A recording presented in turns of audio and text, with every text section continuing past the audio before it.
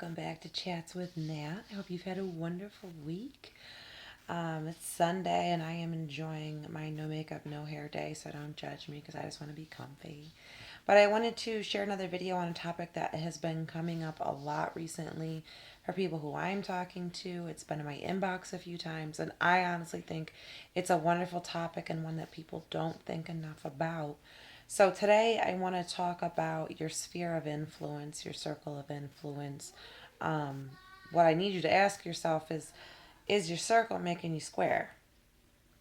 So I had a conversation with someone a few weeks ago, and in my conversations, I was explaining that most of my closest friends are people who we're building things together. You know, we're growing from one with one another, we're learning from one another, and my relationships that I choose to participate in, I'm looking for something of value there. And I'm also looking to reciprocate something of value. So I call it having a mutually beneficial relationship.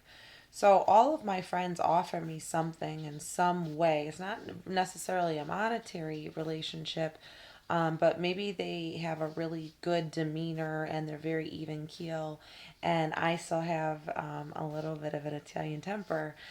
So those people, they're showing me how to control that a little better, or they're being an example for me, or I can learn from their demeanor and learn from their character. There are other people who you have really taught me how to be more organized or be more task oriented or maximize my time. And my friends, I'm always looking to help them grow as much as I possibly can. If I'm not, I kind of feel like I'm taking up a space in their life that isn't really good for them because they should always be looking to move forward. And I've been in relationships, not just romantic, but friendships as well, where I felt like I did not have anything to offer the situation anymore and chose to let that go because I'm not going to hold anyone back from what makes them happy and what they're trying to pursue. And sometimes what they're trying to pursue and what makes them happy are not things that I'm interested in or things that I want to go down that path. So I choose to end the relationship. And it's not because there's any bad feelings or any bad blood, because there's not. It's just that the relationship is no longer serving us. That happens with a lot of people and a lot of different kinds of relationships, business relationships, friendships, and relationships where the relationship is really no longer serving them, but they're still holding on to the relationship in some sort. That's normally why things get bad, you know, why arguments escalate in friendships before they finally blow up, or before people have a really bad breakup, is because they've carried that on too long, long after the relationship stopped serving both people who are involved. Now, there's some interesting opinions about, I guess, this kind of lifestyle, this personal development lifestyle, and the importance to have people, you know, to feed people who are feeding you, and to have that mutually beneficial relationship. Um, Someone said of me recently that I use people, which I thought was a really interesting way of looking at it, because I don't really take anything from anyone. But his opinion was that because I don't choose to have relationships with people who bring me down, that I'm kind of like opportunity seeking, which was very interesting to say the least, to really kind of explore that perspective. Kind of what I came up with was that this is someone that doesn't mind wasting his time in relationships and with in friendships that aren't good for him, because he's not very driven. So I guess, you know, if you're not very driven and you're not looking to achieve a lot of things in this life, then by all means choose to have relationships with people who don't help you be a better person, who don't challenge you, who don't have anything to teach you. You know, by all means do that.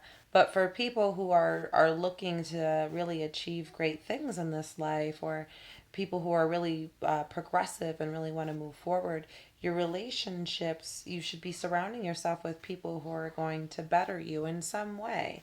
Now, you can learn things from anybody. It doesn't matter what their walk of life is. What's one of the reasons I also choose to have friends from a lot of different backgrounds, both culturally, religiously, what kind of family they grew up with, as far as social class goes, because they've all had a different experience with life. And because they've had a different experience with life, they have different perspectives on things that I might not be able to see because of my own experience in life. Just for example, I grew up in, under the poverty threshold. So my experience in life is very different from some of my friends who grew up in a seven-figure household. It doesn't make one right or one wrong, but we have so much to learn from one another because our perspectives on these things are just so different. And we never judge or go after one another. It's never a negative experience, but it's a good to have these exchanges where we don't see things the same way because life has shaped us differently. So, what I find a lot of people are doing is they are settling for a circle that makes them feel comfortable. So, people who will pacify them in the decisions that they're making, whether they're good or not. And for me, that's not the way that I want to live. If I've made some decisions that are questionable or that I should be making better decisions, I want my friends to call me out and I want my friends to say, you can do better than that. Why are you, limiting yourself to that, or why aren't you behaving in a way that just increases your value? So it just, again, it really just depends on what route you're planning on going in life, but you should know that, your network is your net worth. The people who are around you all the time are influencing you, and what you need to ask yourself is, are they influencing you in a positive way, or are they influencing you in a negative way, or are they influencing you in no way at all? Because if they're influencing you in a positive way, great. You're moving forward and you're moving forward together with people that you care about, and that's a beautiful thing. If they are people who there's not really any exchange going on, you're not getting anything from them, they're not getting anything from you, then all the time that you're spending with them has been wasted because neither of you have grown, progressed, or moved forward in the time that you've spent together. And if you're still spending time with people who are negative and bring you down and encourage you to be a person that is less than your best self, people who say a lot of negative things to you, about you, don't approve of you, try to make you feel less than, then all the time you're spending with those people, you're actually moving backwards as a human being. And that's something I just cannot wrap my mind around. As human beings, we are energy. That's what we are. And when we are around people that bring our energy down, it's not just bad for us mentally, but it's bad for us physically. And it affects our health. Our stress levels and our cortisol levels go up. And it affects our blood pressure. It affects our weight. It affects the way our organs are functioning. And then you start to have health issues and you can't figure out why. Well, have you checked the people around you? Are the people around you lifting you up, or are they pulling you down? Or are they doing nothing for you? Two out of three of those have to go. And it's not always easy. I've had people in my life who I've had to let go because they either had a negative vibe and they were just bringing me down, or they just didn't really have a vibe at all. And the time that I was spending with them, I wasn't really getting anything out of it. Today and for the last few years of my life, I have chosen to surround myself with people who are positive, people who are ambitious, people who are achievers, people with fair perspectives on the world, people who enjoy that exchange, people who are looking for a little bit more out of life.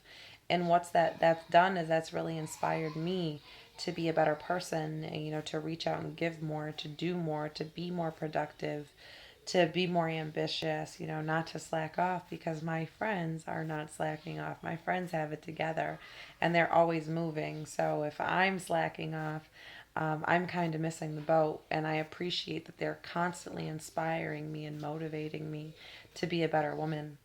So today and this week, I challenge you to check your circle. Is your circle making you square? Do you need to move some people around or put some distance between you and people who are bringing you down, or at least aren't offering you anything as far as that relationship goes? Is it a parasitic relationship? Are they sucking the life out of you just to leave you miserable and tired and drained? It's time to get rid of those people and cleanse your life. Start filling your life with positive, ambitious, expectant people. They are out there. There are plenty of them out there. If you don't know where to find them, ask me. I'll be happy to point you in the right direction. So thank you so much for tuning in again this week. I hope you have a beautiful week. If you have not subscribed yet, go ahead and click that little button down there, the subscribe button. And I will see you guys again next week. Have a blessed week.